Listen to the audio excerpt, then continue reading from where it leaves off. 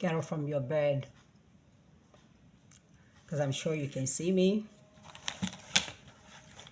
We have a lot of gist to talk about today. Okay? As you can see, I'm so good. I'm getting ready for work. But I will still have to tell us a little story, the story of my life. So, before I started living with my husband, something happened. And what was that?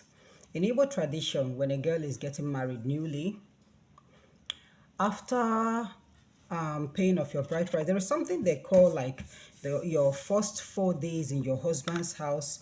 You know, you go to your husband's house and you stay for 4 days. And after that, you go home, go back to your parents' house. Then after you come back again and stay for 8 days. So when it was that time for the 4 days journey, I went to my husband's house in the village. Of course, everything has to be in the village, not in the township. So my husband wasn't around as at that time. He was still outside the country. So when I went there to stay for that 4 days traditional marriage ceremony, on the first night of that very day that I came to their house, on the first night at midnight, it looks as if it was in a dream. I saw a man that tapped me on my leg and asked me to wake up. And I woke up. And the man said, there's going to be jealousy, malice, and conspiracy. Be careful. And I said, okay, so what am I going to do? And the man said, read Matthew chapter. That was the last thing I heard. I couldn't recollect every other thing, the full quotation of what he said. What I heard was read Matthew chapter. I didn't hear anything again. And then I got up from the bed immediately, It was in the midnight. I was so scared. Something like that has never happened to me. I just said a little prayer and asked God to just make me sleep. And I went back to sleep. On the second night, I went to bed again. At midnight, the man came back. I just saw him appeared in my room while I was sleeping. Or I thought I was sleeping. Let me put it this way. Or maybe I was sleeping when he came.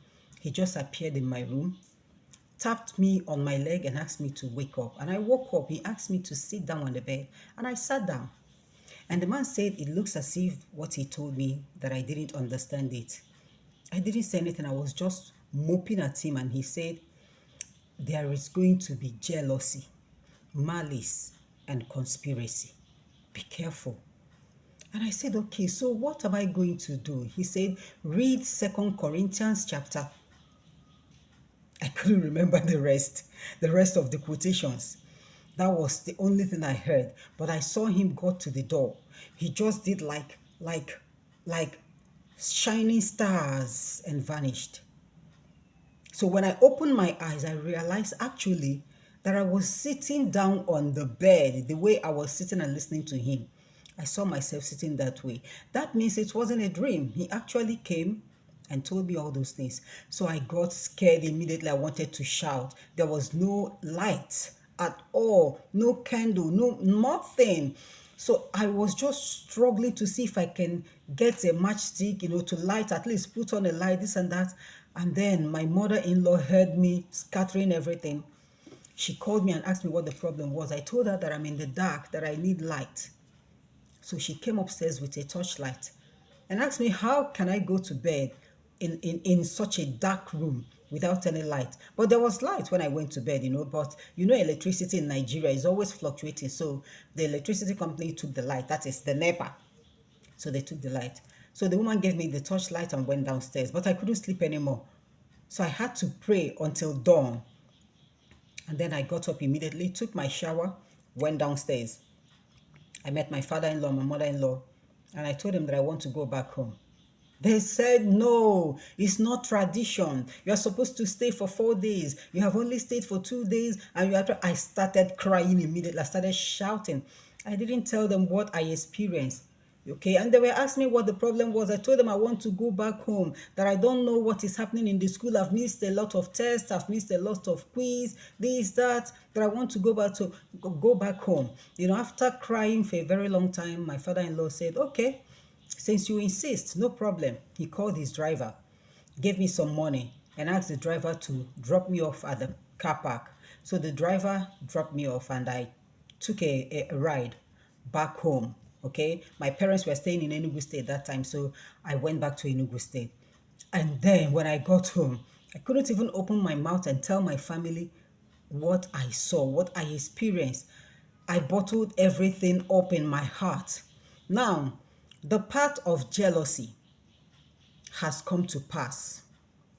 The part of malice has come to pass. All those things happened when I was getting married newly with the so-called friends. Now, the part of conspiracy started after my wedding till date. I told you guys that I have a lot to tell you, all right? And I have come to realize that the man that appeared to me the first time happens to be my guardian angel, because ever since then, he has been appearing up till date. I will see you guys next time, and I'm going to give you another gist, a continuation of this, all right?